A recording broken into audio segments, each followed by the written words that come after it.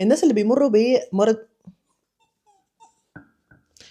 ممكن نسلم على كنافة علشان هي يعني تعالي يا بنتي، تعالي. بنتنا الجديدة كنافة عايزة تلعب، هنسلم عليها. يلا ننزل بقى يا كوكي علشان ايه نصور. هاي تو ذا اودينس. يلا باي باي. الناس اللي بيمروا بديبريشن او مرض الاكتئاب وكرونيك إلنس، امراض مزمنه، هي بجد بتعد في الترايبود. اللي عايشين بكرونيك بين، الم مزمن، امراض مناعيه، اي حاجه. لا الناس اللي بيمروا بالديبريشن او مرض الاكتئاب بس بقى يا توتي بقى، بس عايزه اصور تاني. الناس اللي بيمروا بديبريشن او مرض الاكتئاب، كرونيك بين او الم مزمن، امراض مزمنه، جسدهم in constant معاناة، على طول عايش في معاناة، ودايما عندهم أعراض. الأيام بيصحوا يظبطوا يومهم والتودو ليست بتاعتهم على الأعراض بتاعتهم.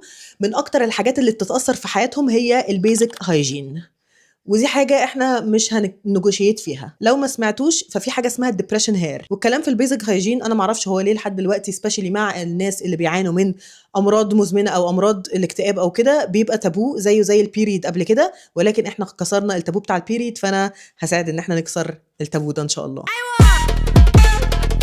ما تيجوا نشرب حاجة. طبعا احنا عارفين ان السبيس دي ما فيهاش اي جادجمنتس، انا كتبت كل حاجه ليها علاقه بالهايجين هاكس علشان ما انساهاش، وهقسم الفيديو ده على 2 فيديو هيبقى عن الهايجين هاكس لنفسنا ولجسمنا، وفيديو هيبقى معلش يا توتي بعدين، معلش يا حبيبتي بعدين، والفيديو التاني هيبقى عن تنظيف البيت والاكل. الفكره في ايه بقى؟ الفكره ان الواحد اللي بيبقى بيمر بكل الالم الجسدي ده او الالم النفسي ده، اي حاجه بتبقى تقيله على قلبه، اي حاجه حتى لو كانت بسيطه بتبقى تقيله على قلبه، بتبقى تقيله في حركته. في ناس جينوينلي في ايام ما بتبقاش حتى قادره ان هي تقوم من على السرير. في دبان كتير النهارده معرفش ليه، فبالك بقى ان انا اقوم من على السرير واخد الافريثينج شاور بتاعي واقعد اغسل وشي واعمل سكين كير روتين بلا بلا بلا. انا عامه انا عندي كرونيك إلنس وانا مريت باكتئاب قبل كده، وانا عايشه بكرونيك بين بقالي سنين، I do 100% understand. وجزء كبير من الهايجين هاكس اللي انا هقولها عليها دلوقتي او الهاكس اللي هقولها عليها في الفيديوهين اللي جايين it's my personal experience و experiences لناس تانية مروا بنفس الحاجة وبيعملوا نفس الحاجة وبتنفع معاهم. فكرة ان الشخص ما بيعرفش يهتم بالهايجين بتاعه في الاوقات دي او في الفلير ابس بتاعت السيمبتومز بتاعته او الاعراض بتاعته، ما بيبقاش علشان الشخص ده مش عايز، علشان الشخص ده genuinely مش قادر، واصلا الحوار ده اوريدي بيحط ضغط تاني لوحده. فاحنا جايين هنا نهدي على بعض كده ونبقى لذاذ مع بعضينا. طيب خلينا نفهم الاول ليه الحاجات دي بتبقى تقيله. الاكتئاب مش بس حزن، الاكتئاب بيأثر على الجسد، بيأثر على التركيز، بيأثر على الطاقه، بيأثر على القرارات مهما كانت بسيطه، وبيأثر على الموتيفيشن والحافز. المخ بيشوف كل الحاجات دي مجهود كبير جدا، وما بيبقاش عند الشخص ده مجهود اصلا. مع الامراض المناعيه او الامراض المزمنه، الجسم اصلا بيبقى عايش في حاله كونستنت فاتيج، على طول هو تعبان، فبالتالي الوقوف في الشاور بيبقى مجهود، سبيشالي لو حد عايش بكرونيك بين. النيرفس سيستم او الجهاز العصبي بيبقى اوفرويلمد قوي في الوقت ده، فبنبقى عايشين في وضع السرفايفل مود مش البرفكشن، ان هو انا مش لازم الدنيا تبقى مظبوطه، انا اي جاست وانت تو سرفايف. معلش هي قعدت بتفرق، فاحنا هنتقبل القعده دي معانا، وهي هتحضر معانا بقيه السيزون ان شاء الله. المهم اللي انا عايزه اقوله ان اول حاجه المفروض ابدا بيها طبعا هي طريقه تفكير، وانا مش عايزه اي مجهود في طريقه التفكير الا في طريقه تفكير حاجه واحده بس، هي يا ابيض يا اسود، اللي هو يا اما اعمل كل حاجه، ويا اما استحمل الحمايه الصح، او يا اما اعمل الهيجين الصح البيرفكت، يا اما مش هعمل حاجه خالص. اي حاجه صغيره لحد بيمر بالحاجات اللي انا قلتها دي، انا مش بتكلم عن الشخص البيرفكتلي هيلثي، واي شخص بيرفكتلي هيلثي وعنده راي في الموضوع ده ضدي، انا مش عارفه اقول ايه. ليه؟ لان الشخص البيرفكتلي هيلثي هل بيمر بتعب؟ هل بيمر بزعل؟ هل بيحس ان هو مش قادر؟ هل بيبقى عنده بيرن اوت؟ مفيش مشكله، ولكن ام سو سوري، احنا لا، صحه الشخص اللي عنده مرض مش هينفع يكمبيت مع صحه شخص ما عندوش مرض. اوكي، ثانك يو فيري ماتش. اي محاوله صغيره بتبقى رعايه للنفس، اي انجاز صغير بيبقى ميرسي روحي، اي انجاز صغير بيبقى انجاز في العموم. بس غسلت وشي بس كفايه. وعادة الواحد لما بيغسل وشه ساعات ممكن يعمل الستep اللي بعدها، ساعات كتير قوي، او في الحالة اللي انا بتكلم فيها دي حاجة واحدة بس is way better than ولا حاجة. في الفيديو ده انا هتكلم عن الهايجين هاكس اللي انا وناس in general جربوها، وهنقسم الموضوع من الشعر، جسم، وجنرال هايجين، وهقول لكم كده على شوية products حلوة قوي، وده مش اعلان والله العظيم. ما تنزلي بقى. اولا لو هنتكلم عن الافريثينج شاور، لو حد ما يعرفش ايه هي الافريثينج شاور، اللي هو الشاور اللي بندخل بنقعد فيه عدد ساعات محترمه، بنخلص فيه كل حاجه، شعر، جسم، سكرابز، هير ماسكس، اويلز، everything. يعني ده مش ضروري خالص. احنا ممكن نعمل حاجه واحده بس. هل انا مش قادره ادخل استحمى؟ اولا اي حاجه انا هعملها وانا قاعده، ودي من اكتر الحاجات اللي بجد سهلت عني وخلتني اطول اكتر في الشاور. ان انا هاتي كرسي بقى بيستحمل الميه واتس ايفر، خدوا شاور وانتوا قاعدين.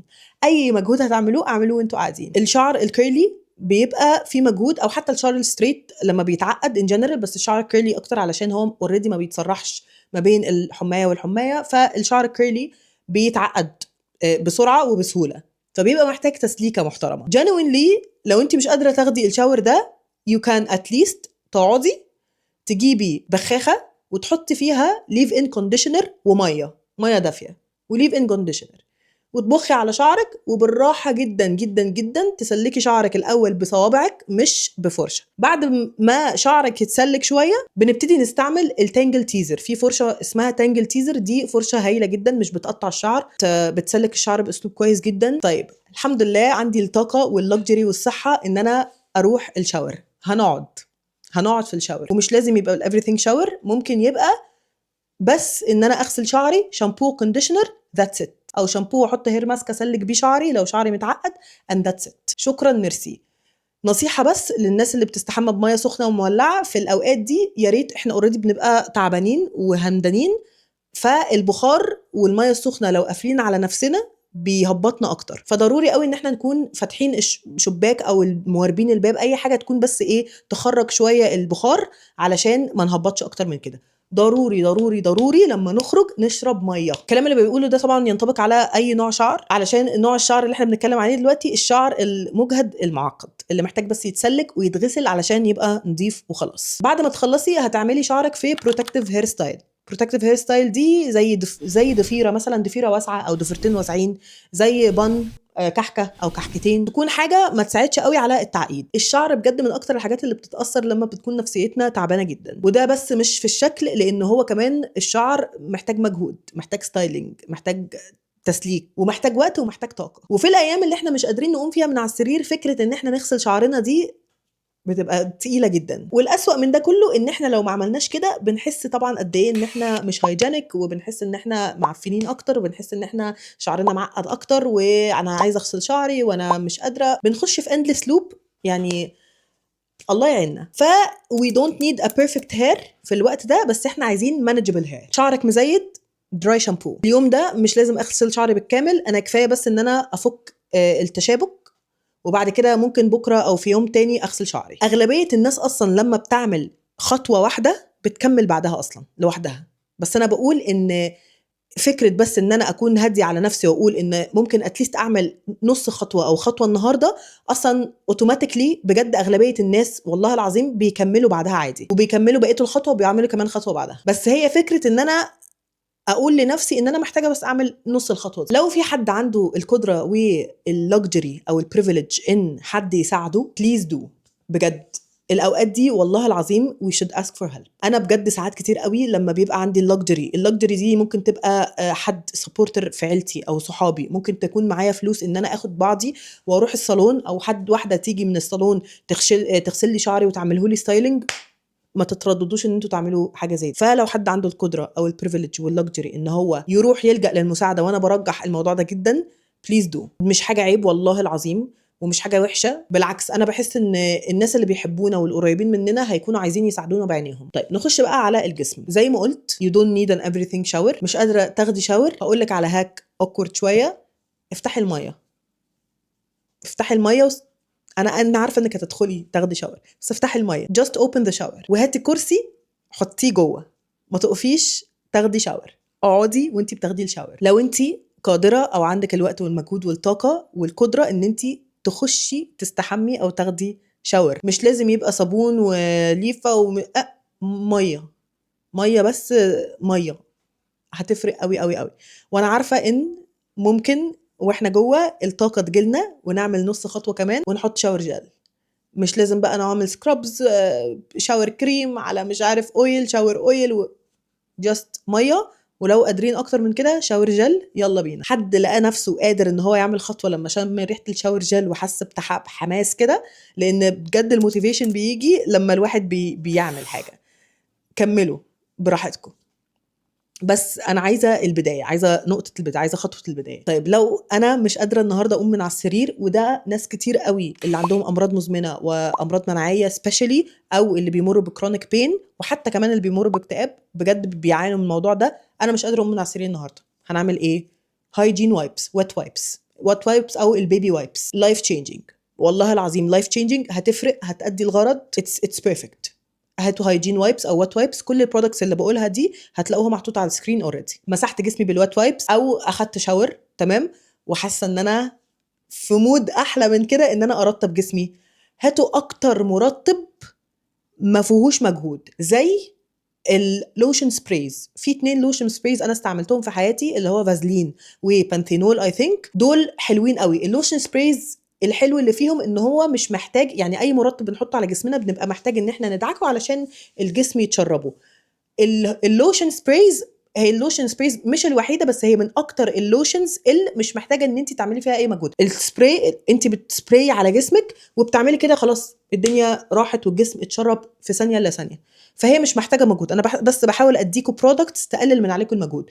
لو في حد عنده يعني مش قادر يجيب اللوشن سبراي، او ما عندوش اللوشن سبراي وقدامه مثلا سبيشالي علشان اللوشن سبرايز ممكن ما تكونش بادجت فريندلي قوي، او لو في حد مثلا بالصدفه عنده شان مويسترايزر خفيف جدا، اللوشن ده خفيف جدا، او ديرماديك مويسترايزر، لو بالصدفه حد عنده كده برضو التو لوشنز دول خفاف جدا. لكن لو ما عندكوش هاتوا اللوشن سبرايز. شان مويسترايزر هو برضو كبير وهيقعد حبه حلوين تقريبا. دي اللوشنز الوحيده اللي انا استعملتها اللي جسمك بيتشربها في ثانيه الا ثانيه، ومش محتاجه ان انت تعملي مجهود عشان تدعكي. وطبعا حطي البادي سبلاش اللي يريحك، حطي الريحه اللي تعجبك، هتحسي بفرق، او هتحس ان جنرال، عشان طبعا الهايجين ده يمشي على الستات والرجاله، هتحسوا بفرق رهيب رهيب رهيب. والله العظيم انتوا بجد لو مسحتوا وات وايبس، حطيتوا لوشن سبراي وبادي سبلاش، الدنيا هتظبط جاست فور ناو. لو انتوا بجد مش قادرين تقوموا من على السرير، لو حد عنده الم مزمن او مرض، في ناس عندها امراض بيبقى عندها مشكله في الحركه، عضلاتها سايبه، مش عارف ايه، this is why انا بنصح باللوشن سبراي والوات وايبس. طيب هنغسل سناننا بايه؟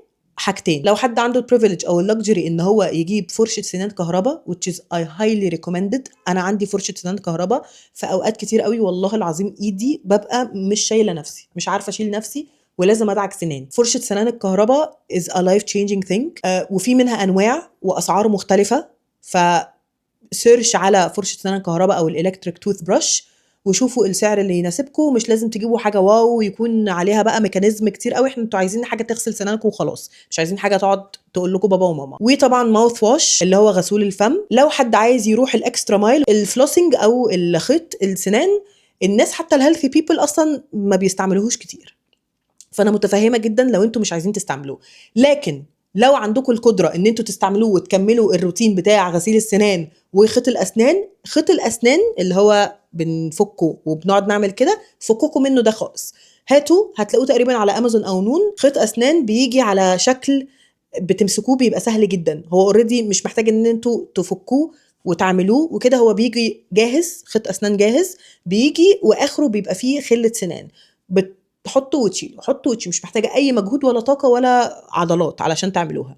فدي كانت برضو من الحاجات التحفه السهله جدا عشان الاكل اللي بيتحشر بين الاسنان، او لو حد مركب بريسز. طيب مش قادره اغسل سناني كتير والشغل ده، بالليل try to do it as much as بالليل تكوني غسلتي سنانك اليوم كله. لو الصبح استعملي ماوث واش وهنتراضى مفيش مشكله، بس بالليل حاولي تغسلي سنانك. تمام. الديودرنت اللي هنستعمله برضو يستحسن ان هو يكون سبراي، علشان في ديودرنت اللي هي الرول اونز ساعات بتبقى محتاجه مجهود وحركه، سبيشالي لو الرول اون هو مش جل ومش بيبقى رول، بيبقى زي بيست كده.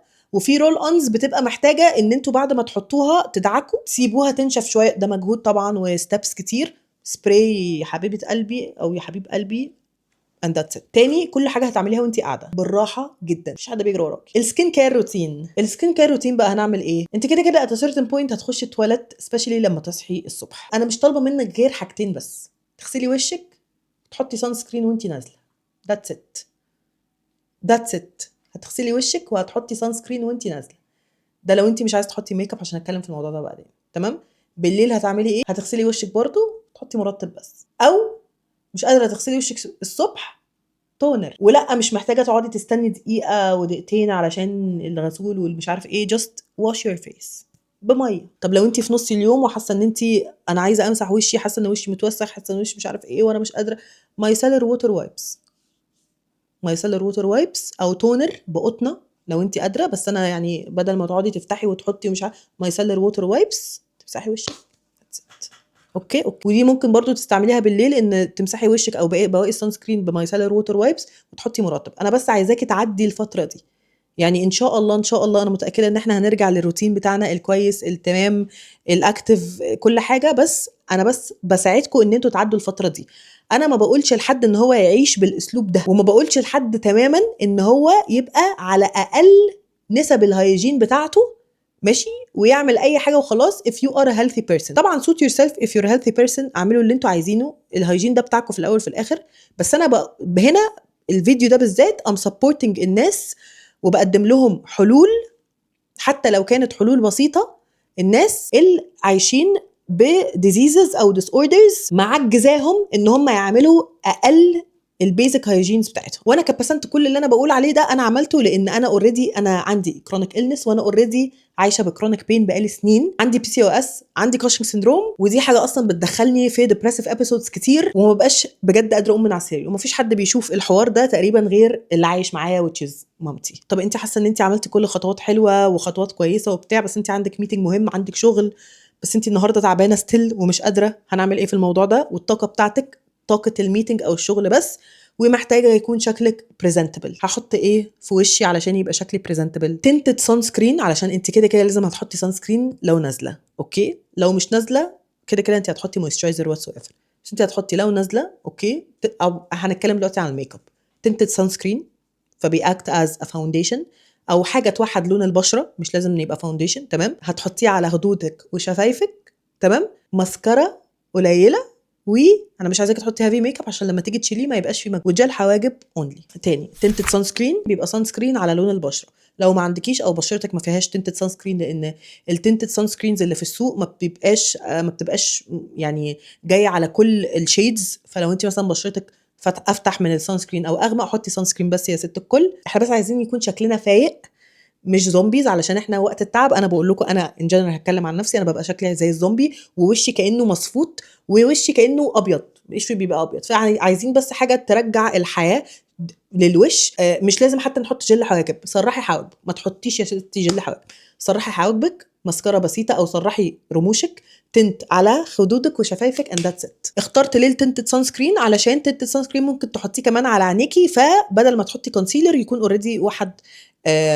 لو عندك هالات سوداء. يعني تقريبا دي كل حاجه انا كاتباها. انا بحاول افتكر بالظبط ايه الحاجات اللي انا كنت بعملها في الاوقات العصيبه دي. اتمنى طبعا لو حد عنده اي افكار او عنده اي حلول يقدمها، بليز ما تتكسفوش، قولوا عادي. الحاجات دي انا عملتها بنفسي وكانت بتعديلي يومي باسلوب وبتفرق معايا باسلوب انا ما كنتش عارفه اتوقعه، ان قد ايه فعلا حاجه بسيطه زي دي هتفرفشني هتنعنشني. ده احنا الواحد اصلا لما بيبقى في موجة حر ولا حاجه بيقوم واخد ازازه ميه ويقوم طششها في وشه وخلاص، عشان بس ايه تفرق في حاجه كده تديله شويه انتعاش. فلا انا فاهمه ومتفهمه جدا اي حد بيمر بالموضوع ده بالذات. الف مليون سلام عليكم، ان شاء الله تقوموا بالف سلامه والموضوع ده يهدى عندكم والدنيا تكون احسن واهدى واروق وتعملوا كل حاجه حلوه انتوا عايزينها. لو في اي حد محتاج اي سبورت اكتر من كده بليز دونت هيزيتيت، قولوا لي عادي في الكومنتس. ولو في حد عنده اي نصيحه يقدمها بليز، ولو في حد عنده اي كلمه هينتقد بيها اي حد you're gonna be blocked. Thank you very much. ما تيجوا نشرب حاجه.